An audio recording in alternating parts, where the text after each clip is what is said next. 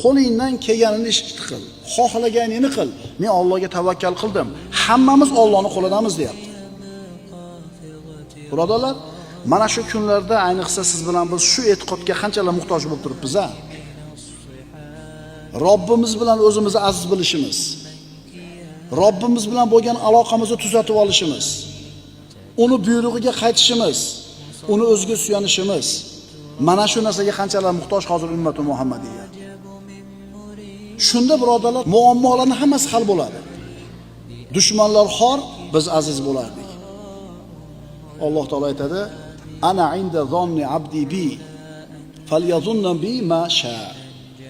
Men bandamning gumonidaman. Men bandamning gumonidaman. Bas, men haqimda deydi Alloh, xohlagan gumonini qilsin.